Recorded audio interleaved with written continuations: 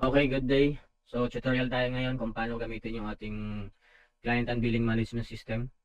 Once meron na kayong account dito sa ating system, so first pa talaga siya. Wala siyang laman, wala siyang kalaman-laman.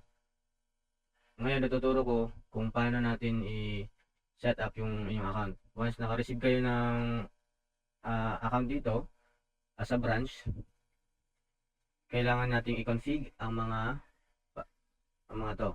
So, ito yung susundan natin. Ito yung susundan natin para ma-set up ang inyong account. So, kailangan natin mag-login muna sa ating system, syempre. So, ganito. I-send naman tong link na to sa inyong account as a branch. Kakaroon kayo ng account dito. So, login lang kayo sa binigay namin na credentials. Yan. Lagyan yung email and then yung password. Syempre, kayo nakakaalam yan. Sa password na yan. Click sign in. Once naka-sign in na kayo, first pa talaga siya. Wala siyang kalaman-laman. No configuration. Wala siyang mga client. Lahat ay from zero talaga. So, ito yung susundan natin para ma-set up yung account nyo. Una, once nakalagin na kayo, ito yung unang gagawin natin. First step for new account. Create coverage. Create service plan. Ayan. Isa-isahin natin to. Dito muna tayo sa create coverage. So, ano ba tong coverage na to? Ayan. Punta ka dito sa dashboard. Meron ditong quick create. Dito sa taas. Itong quick create na green na button. Click nyo lang po yan. May lalabas po dyan na options.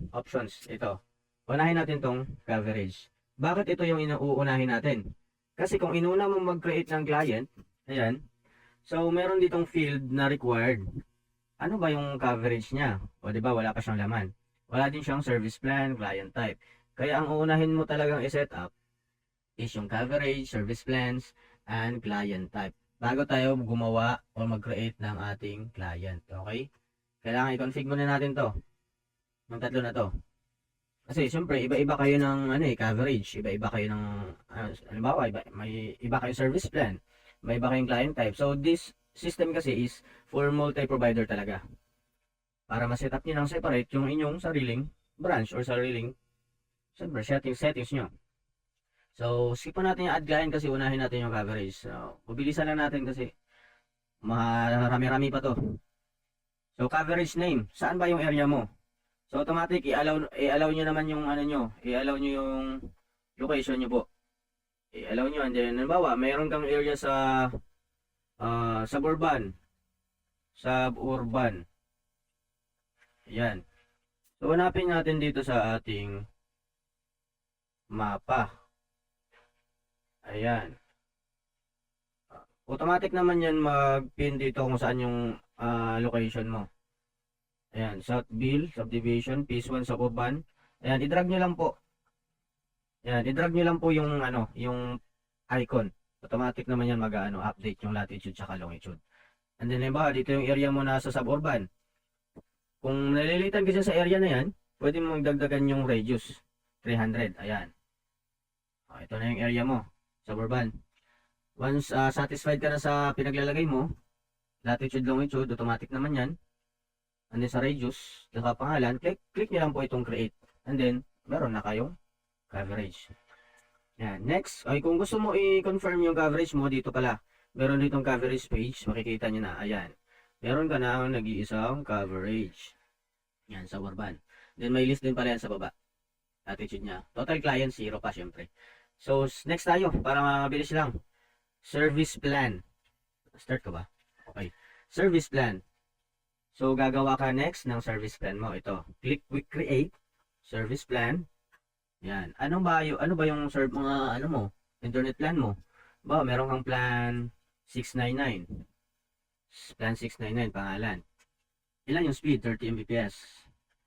In Mbps, 30 lang ilagay mo. 30. Halimbawa, ikaw bahala dyan kung ilang speed mo. Magkano yung monthly fee niya? 699. Kaya nga plan 699 eh. Description. Pwedeng wala, pwedeng lagyan mo. Ayan, description. Ano ba to? Up to 30 Mbps. Mbps. Isa pa. unlimited, limited, internet. Pwede mo lagyan ng ano, no data capping. Okay? Once okay na, satisfied ka na dyan, click create. Yan. So, dito yan mapupunta sa ating service plans na page. Kita naman, lakihan natin para kitang-kita. Yan. Meron ka ng isang service plan. Kung gusto mo kadagdagan, click mo lang din tong create. Or dito mismo sa quick create meron. Click mo lang yung service plan. O, di ba?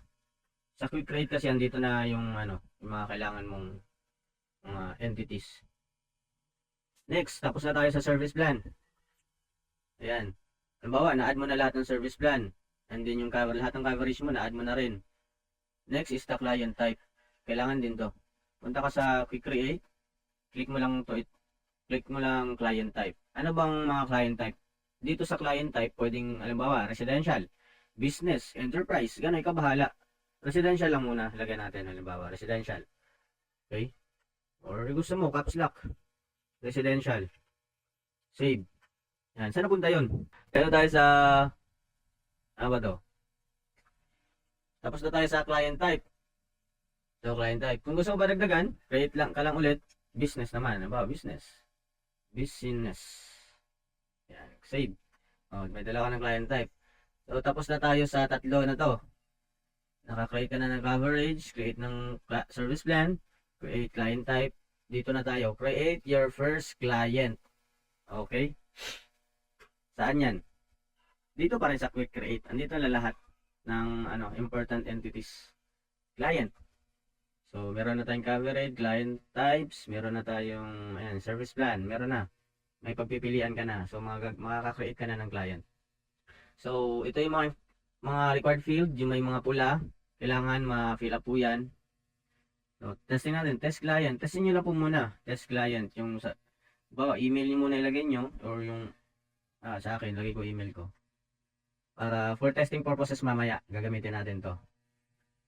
Number. Ayan muna, ganyan muna. Address, some address.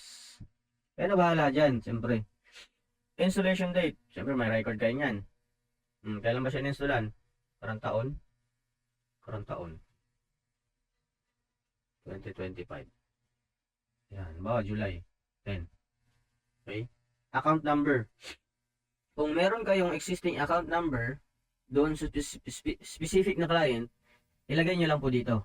Or kung wala naman, click mo lang po itong generate. Generate. Okay? Meron na siyang account number. And then, dito sa Microtech account, siyempre alam nyo na yan. Ano ba yung Microtech account niya? Billing day. Kailan yung billing day niya? 28? 13. Ba, 13 ngayon. 1 to ano pa rin 1 to 28. Ayan, bawal 29, bawal. Tingnan natin. 29. Pwede yung lang, okay. So, ano ko na lang na bawal 28 dyan.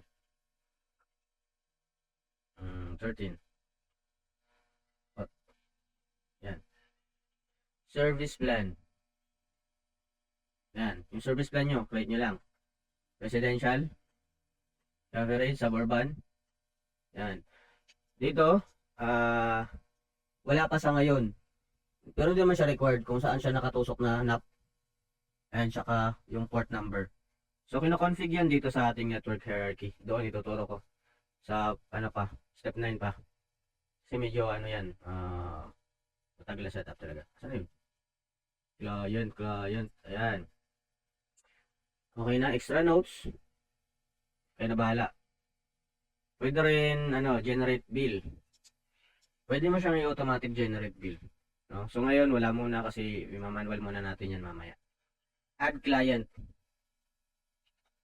Yan. Add client. Create client. Okay? Client added successfully. So, natapos na natin itong create your first client. Okay, saan natin makikita yon? Dito sa client page. Okay, clients. Ito yung first client nyo. Contact number, address, status, coverage, bill per month, actions, mayroong view details, view billings, generate statement of account. Pag-click natin ng view details, ayan, ito mga details niya. Ayan. Pwede rin pala yan, dalawang account or multiple account. Halimbawa, sa isang client, dalawa yung connection niya. Nagpakabit siya ng dalawang account, magkaibang address. Click nyo lang tong add account. Meron siyang add account dito. Generate mo ulit ng account number, address ng bagong account niya, installation date, magnetic account, billing day, service plan. Ayan, client type. Ganun din ulit para nag-create ka lang ng client. Pero dito is ano na, wala nang masyadong client information. Ano na talaga siya. Yung since second account niya to. Okay, pwede rin yung generate bill automatic. Ayan. This month, full month. Next month, prorated. Ayan. Cancel muna natin. So, ang client, pwedeng multiple account. Okay? Dito, pwede nyo rin siya ma-edit. I-edit naman dito. Ayan. Automatic na yan. Dito din. Hindi na magna-navigate pa sa next page. Kasi medyo mahirap na yan. Saka, ang hirap gamitin nun. Kasi palipat-lipat ka ng page. Dito, inano ko na. Oh, nandiyan na mismo. Okay? Yan. Save. O, diba? Hindi ka na mahihirapan. Yan. Pwede mo i-delete yung account niya. Yan. Kaya bahala. Okay, dito naman tayo sa view billings. Yan. Makikita nyo rin kasi yung billings niya. From January to December. O, diba? Wala pa laman. Next is yung statement of account. Generate. Pwede siyang mag-generate. Pwede kayo mag-generate ng statement of account. Start date tsaka end date. So, di mo na natin madidemo kasi wala pa nga itong billing. Dito na tayo sa billing page. Billing for account. Create billing for client. Paano mag-create ng bill sa client na to? Okay? Dito tayo sa billing. Yan. Clients, applicants, billing. So, sa applicants pala. Yan. Diyan papasok yung online applicants nyo. So, dito tayo sa billing. Generate bill. Pwede. Pwede ma-generate lahat. Yan. Kung kailan, anong month, anong year. Start date, tsaka end date. Okay? Pwede kasing range lang. Halimbawa, gusto mo sa month ng March, is ang i-generate mo lang 1 to 15. Sa next naman is 15 to or 16 to last day of the month. Pwede. Dito muna tayo sa create bill. Pag-click nyo lang po ng create bill, yan. Meron po diyang select client. No client found. Why? Siyempre, search mo. Test. Yun. Ano ba yung client mo? Ayan. Click mo yung test. Kung sino ba yung gagawin mo ng billing. Mas lumabas na yan, click. Automatic, mafi-fill up. Ganun lang kadali. Diba? Kaya lang, billing month niya, pwede mo baguhin. Automatic naman yan sa current month. Okay? Billing year, 2026. Ito sa billing type. Regular, prorated, installation fee, or late fee. Depende yan sa inyo. Sa regular lang, yung regular na service plan niya na inassign mo sa kanya. Ito yung service plan name, service plan amount. Pwede ka rin mag-add ng charge. Halimbawa, first installation niya is may installation niya kailangan siyang bayaran. Installation fee. 1,000. Okay? Jadi 1,699. So ngayon, remove muna natin. Pinakita ko lang na pwede siyang multiple charges. Okay? Yan, remove natin. Plan 699 lang. And pwede rin pala lagyan ng discount. May discount siya. Referral fee. Referral fee. Meron kayong referral fee na 300. I-discounted na siya. 399 na lang ang bill niya. Okay? Ganun yun. Pwede multiple discounts. Okay? Remove muna natin. Ayan, 699. Create lang. Create billing. Ayan. Meron na siyang bill. So, kapag pumunta tayo dito sa client natin, pag nag-view billings tayo sa client na to, meron na siyang hindi siya try natin refresh. View billings. Ayan. Meron na siyang bill sa March. Ayan, makikita nyo. Meron din siyang confirm payment. Okay. Ayan. Add comment, confirm payment. So, dito balik tayo sa bill. Ayan, may bill na. Gagawin na natin, create billing for client. So, ngayon, hindi muna tayo magpo-proceed sa tickets page. Ituturo ko muna ano yung mga pwedeng magawa dito sa billing page natin. Halimbawa, si client, nagbayad, cash. Paano ipipaid ang bill? Dito sa actions, meron dito. So, meron ditong confirm payment. Okay? Pag-click nyo ng confirm payment, lahat naman ng icons dito pinaglalagay ko, lahat ng information sa mga buttons na to is, ano naman, self-explanatory. So, kayo mismo, pag binasa mo, maintindihan mo na kung anong mga ba ang purpose ng button na to. Di ba? View billings, siyempre, para ma-view yung bill. O, try natin. O, di ba? Ma-view, pwede rin mag-edit. Pwede mo i-edit kung may nabago, kung may discount. Okay? Next, dito sa actions naman, confirm payment. Para saan to? Para i-confirm ang payment niya. Para i-paid ang bill na to. Diba? Self-explanatory. Common sense. Diba? So, hindi lang basta icon ang nilagay ko, lahat na maintindihan. Confirm payment. So, automatic ma-fill pala itong kung magkano ibinayad niya. So, kung kulang binayad niya, kayo bahala. Lagay nyo. Ang bawa, 300 lang binayad. So, magiging partially paid yan. Okay? So, try natin. Binayad niya is 699 buo. Payment date, kailan siya nagbayad? Today. Ano ba? Today. Okay? Payment method. Bank transfer, check, cash, GCash, Paymaya, credit card, or cash. Cash muna. Cash na nagbayad eh. So, dito, reference number. Kailangan reference number. Halimbawa, cash. Yung receipt number dun sa taas ng resibo nyo, yun na lang ilagay nyo. Pwede mo lagyan ng, halimbawa, March. Tapos ganyan. Just yung receipt number, 001. Halimbawa, ganyan. Receipt. Okay? So, pwede mo isend ang resibo sa client. Sa ngayon, hindi pa yan gagana since wala pa tayong configuration. Ituturo ko yung configuration natin sa settings. Kailangan yan para gumana yung mga notifications and notification sa client. Receipt by, sinong test branch. Automatic naman yan kung sino nakalagin. Hindi yan mapipindot. Confirm payment. Once okay na lahat, confirm payment mo lang. And then automatic yung bill na yan mapipaid. Payment confirmed successfully. Okay? So, meron tayo ditong view details. Ayan. Hindi mo na makikita yung iba pang, hindi naman kailangan na button. Pwedeng i-print. Ayan, print. Ayan, download nyo, send nyo sa client nyo. Pwede, kung wala pa kayong automatic notification setting nyo, hindi nyo pa na-config, pwedeng i-screenshot nyo na lang, i-send nyo sa kanila. Gamit yung yung Facebook page nyo, okay? Pwede i-delete. Siyempre, huwag nyo i-delete yan. May confirmation naman yan eh, hindi basta-basta mati-delete yan. Kung dinelete mo yan, siyempre, sinadya na talaga. At makikita naman yan sa logs. Ituturo ko mamaya yung sa logs. Meron tayo dito sa logs sa pang last. Okay, ganun lang mag-confirm payment. So, dito sa billing page yan.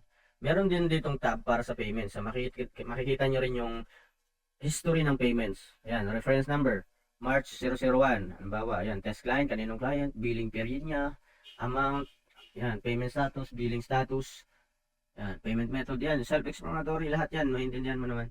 Payment confirmation, wala pa siyang laman. Ngayon, dito naman tayo sa generate bill. Okay? Pwede ka mag-generate bill. Halimbawa, lahat ng bill mo sa sa March na to, sa month na to, pwede mo i-generate lahat. Try natin, generate. So, generated 0 kasi nga wala. Lahat na-generate na yung bill ng client na test client sa March eh. So, try natin generate bill sa ibang month. April lahat.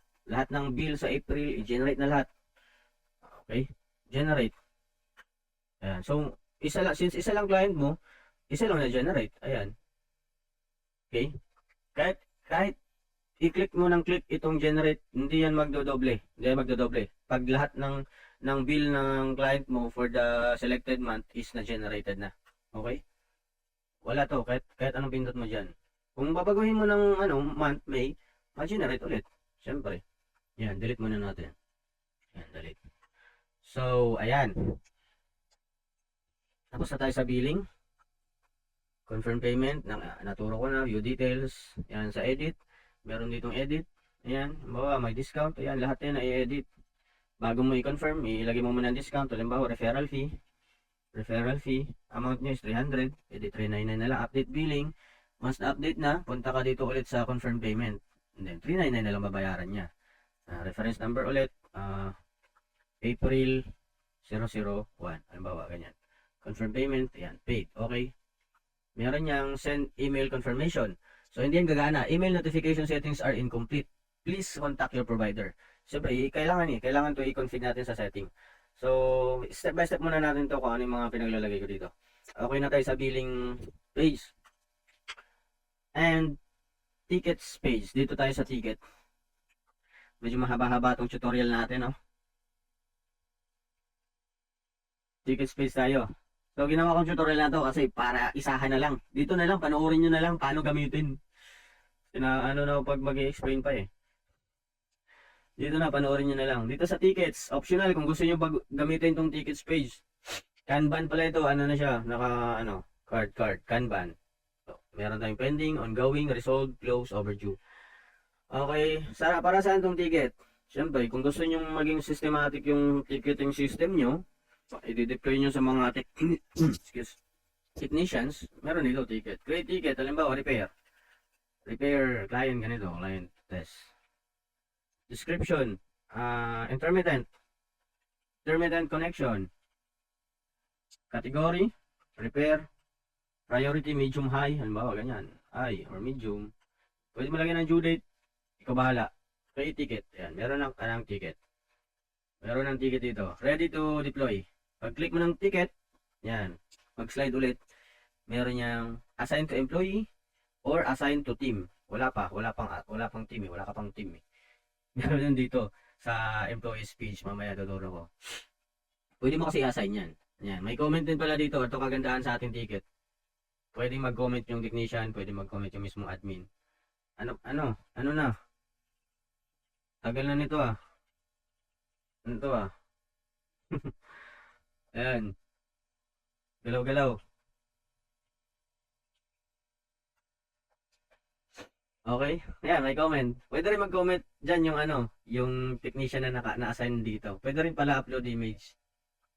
Alam mo, ganyan. Upload natin to. Okay. Add comment. Okay. Di ba? Pwede upload image. Halimbawa, ano ng technician, yung picture mismo ng ginawa nila, picture modem. Pwede i-upload dito. Ayan. Okay. Next. Ang bakit itong repair na to is, ongoing na siya. Yan. Si technician mag-ano yan. Kung ongoing na. Kasi kung sa kanila na-assign yan. And pag resolve niya, i-drag ulit. Resolve. Okay. And then kung gusto mong ilagay mo na sa close, wala na yan. Yan. Kasi kung resolve kasi yan, tapos may problema pa, pwede mong ulit. Pwede mong ibalik ulit sa i-assign ulit sa technician, ilagay sa ongoing. Okay. Kung tapos na talaga, ilagay mo na sa close para malinis yung iba. Yan. Create ka ulit ng ticket. Ganun yun. Tapos na tayo sa ticket page. I-explore nyo na lang yan. Explore nyo na lang. Employees page tayo. Yan. Ganito ah. Yan. Tuloy tayo. Tapos na tayo sa ticket page. Sa employees page naman. Medyo bibilisan na natin. Employees page. Yan. Dito sa employees, click nyo lang po itong employees page. Yan. Pwede ka mag-create ng employee mo. And then, teams. Employee. Pangalan na employee. Create employee. Pangalan. Lagyan natin. Rolando. Tapos email. Ayan. Ikaw bahala. Phone number. Kahit ano na lang. Yan. Sama address niya. Anong role niya? Installer technician. Ano ba? Ganyan. Kaya bahala dyan. Status active. Ayan. Hard date. Kailan siya na-hire? December. Hambawa. July 25. 2025. Okay. Assign to team. Pwede mo siya assign sa team. Since wala ka pang teams, wala ka pang option. Create mo na agad. And meron ka na employee. Okay. And then, add ka pa ulit. Ano naman? Julius naman. Ayan. Julius@gmail.com. Ang address, installer, technician. Yan, create. Ayan. Meron ka ng dalawang team. Dalawang client. So, kung pwede kang bumuo ng team dito. Team. Create team. Team 1. Team 1. Save. Isa pa. Team 2. Save. Yan, meron kang dalawang team. So, mag-assign ka ngayon. Si Julius, halimbawa, ito, view details mo. Punta ka dito sa actions, view details, edit, assign mo yung saan siya. Team 1. Lagyan natin sa team 1. Save. Meron na dito si Julius nakalagay sa team 1. Si Rolando, lagyan natin sa edit mo, team 2. Save. Meron ka ng team. Team 1, team 2. Pwede mo i-move. Ito si Julius papunta sa team 2. Ayan. Drag lang. Di ba? Drag. Balik natin. O, ganun. Ganun lang. Pwede mo i-remove. O, di ba? Remove. Ganun lang yan. Assign mo ulit. Di ba? Ganun lang. Team 2. Save changes.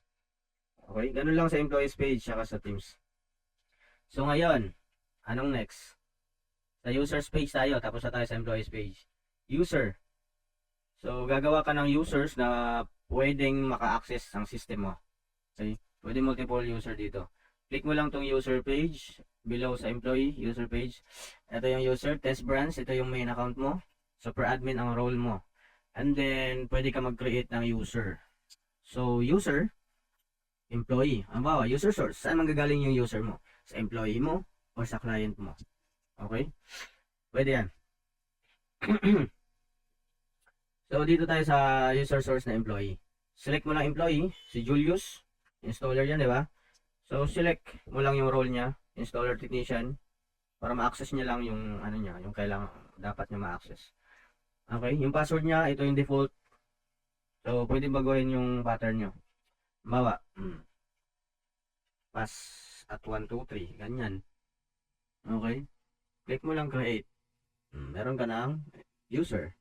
Next, si ano naman, Rolando. Technician din. Yan, okay. Bawa, may mga admins ka. O, syempre, kailangan admins dito. Create ka muna na employee. Bawa, admin 1 at gmail.com. Phone number, address, some address, kaya bahala dyan. Role niya, admin, hard date, kaya na bahala dyan. Active, create. Yan. Punta ka sa users, create ka ng user. Saan galing? Sa employee. Select mo yung admin mo. Okay? Admin, access role, admin. Yan. Password, pass at 1, 2, 3, default. Sila na bala magpabago niyan. Create. Yan, meron ka ng admin. Ngayon, pag nag-login yung admin mo, logout muna tayo login yung admin mo, lagyan niya lang yung password na binigay mo. Sign in. Yan. So, ito yung makikita niya. Yan, total clients, yan, finance, wala naman. Meron na. Siyempre, meron na pala kanina sa billing. Ito, limited lang yung nakikita niya. Hindi yung mga configuration. So, client, applicants, billing, billing matrix. Ayan, billing matrix, tickets. Ayan yung makikita niya. Okay. Lagat tayo, balik tayo sa main branch.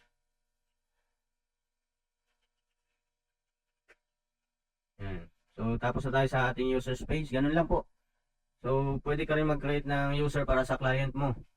Ayan. Employee, user source na client. Select mo yung client mo. Ayan. Automatic na yan. Access role niya is client. Yan. Password. Ito yung password. Bawa, ganun din. Kaya na bahala dito.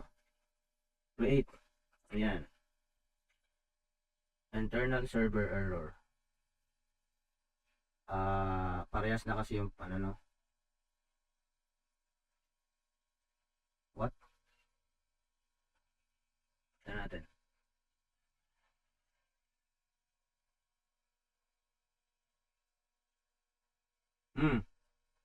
Ano na pala itong email, gamit na pala to. So, hindi yan magtutuloy pag gamit na yung email. Try natin baguhin yung email.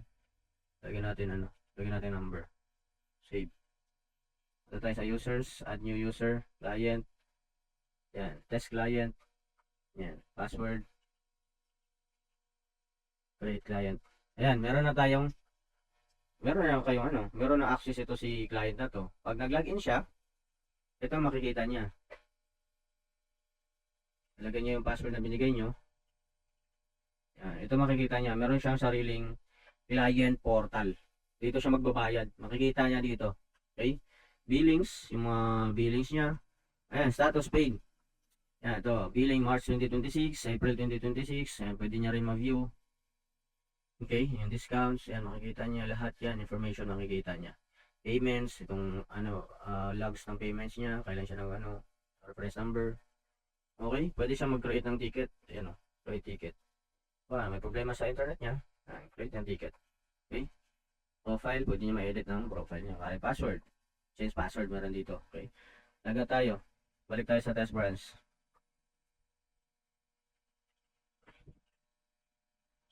Ayan. So, sa unang ano nyo talaga dito is manibago talaga kayo. Kailangan nyo i-familiarize lahat ng option, mga features ng ating system. So, sundan nyo lang tong tutorial ko para hindi na kayo mahirapan. Tapos na tayo sa users page, network hierarchy. O, try natin tong network hierarchy. Pero, very optional to. Itong ano na to, network hierarchy. Kung gusto mo lang makita yung network mo, from OLT papunta sa NAP, pwede kasi. Ba, ito meron kang OLT, OLT1. Ganyan, location. Agad ano na lang po. Latitude. Siyempre, kukunin mo latitude, longitude nun. O location ng ano mo. Ano natin? Sa maps. Ayan, bawa dito. Search yung location mo, bawa nandito yung OLT mo. Dito, right click mo lang. Yan, makukuha mo na yung latitude, longitude. Yan, latitude, yung una, yan yung latitude. Yung pangalawa, yan yung longitude. Lagay mo dito. Brand, Pisol, bawa. Kaya na bahala dito. Phone count, ilan yung count niya? Ano yung phone count niya? Bawa, 4 phone. IP address, 192.168.8. 1.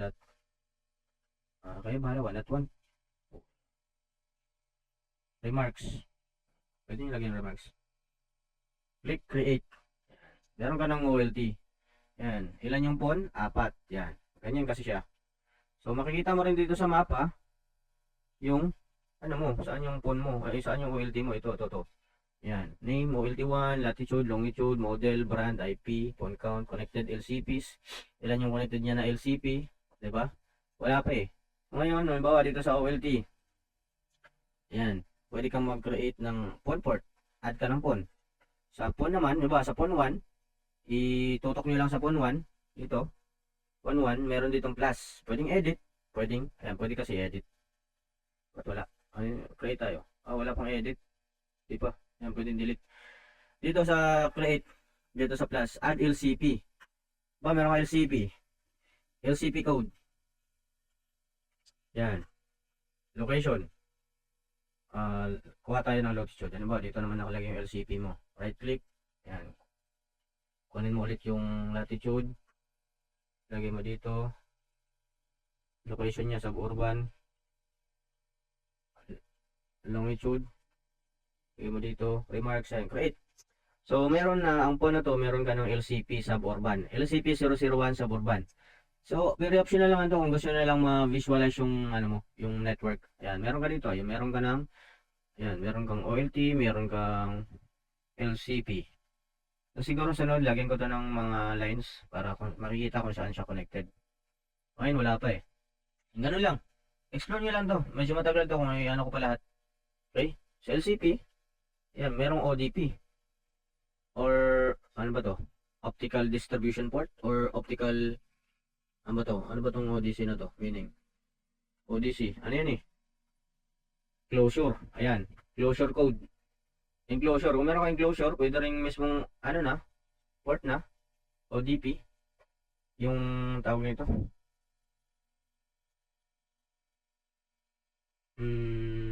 Mismong NAP to, yung ODP.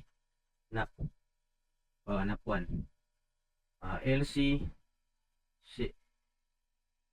LCP1, NAP, NP1, location, yan, lagyan nyo rin latitude, longitude, kaya na bahala dito, explore nyo na lang.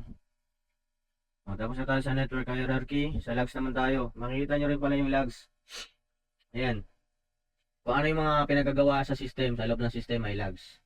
So para alam nyo kung sino yung mga nag-update ng bill, nag-update ng kanilang information dito, kikita mo. So kanina nag-create tayo ng LCP, meron ng logs, merong OLT, merong yung test branch, nag-login, yan, nag-login, nag-log out.